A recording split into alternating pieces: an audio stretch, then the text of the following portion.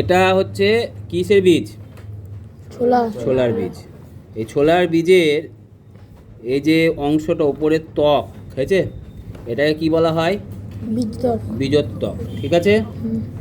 এই বীজোত্বক দেখতে কেমন হয়? হয় সবুজ হবে, না হয় হলুদ হবে। সবুজ কোন অবস্থায় হবে? কাঁচা অবস্থায়। এর কটা স্তর? দুটো। এবার দেখাবো দুটো স্তর। এটা যদি ছাড়িয়ে ফেলি তাহলে দুটো স্তর পাওয়া যাবে। তার আগে একটু বলে দিই, এই যে অংশ দেখতে পাচ্ছ, এটাকে বলা হয় ডিম্বক রন্ধ্র। কি বলা হয়? রন্ধ্র। আর এইখানে অংশ থাকে ডিম্বক রন্ধ্র এটা, আর এইখানে থাকে ডিম্বক নাভি। কি থাকে? নাভি। ঠিক আছে।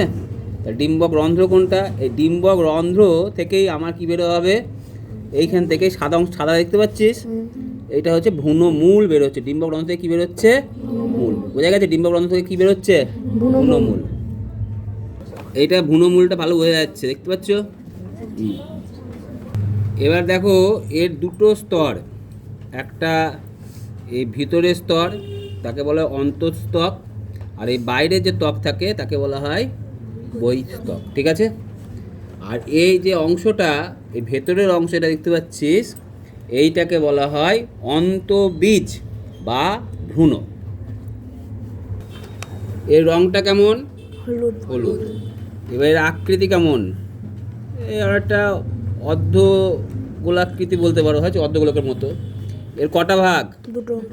দুটো ভাগ। কটা ভাগ? দুটো। ঠিক আছে। এই ভাগগুলোকে কি বলা হয়? এক একটা ভাগকে বলা হয় বীজপত্র বলা হয়। কি বলা হয়? বীজপত্র। আচ্ছা, প্রশ্ন হচ্ছে এই ভাগগুলো এত মোটা কেন?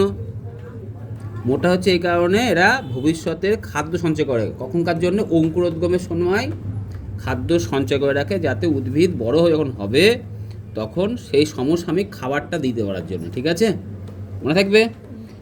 তাহলে এবার এই ভাগগুলো একটা কোন অংশ দিয়ে আটকানো? এই যদি ভাগগুলো ভাঙা হয়, টুক করে দেখবো যে একটা অংশ দিয়ে আটকানো আছে, কবজির মতো অংশ দেখতে পাচ্ছ? হ্যাঁ, এই যে কবজির মতো অংশ আটকানো ছিল, এই কবজির মতো যে অংশটা আটকানো থাকে তাকে বলা হয় বাঁকানো, তাকে কি বলা হয়? অংশটার নাম হচ্ছে ভ্রূণাক্ষ। কি বলা হয়? ভ্রূণাক্ষ। এই ভ্রূণাক্ষের উপরের আর নিচের প্রান্তটি কি বলা হয়? যদি ভ্রূণাক্ষ যদি ধরা হয় তাহলে উপরের প্রান্তটাকে বলা হয় ভ্রূণ মুকুল, আর নিচেরটা বলা হয় ভ্রূণ মূল। কি বললাম? মুকুল আর ভ্রূণ মূল। এই অংশটা মাঝখানে যেখানে বীজের ভাগগুলো আটকানো আছে ওই জায়গাটার নাম হচ্ছে পর্বসন্ধি।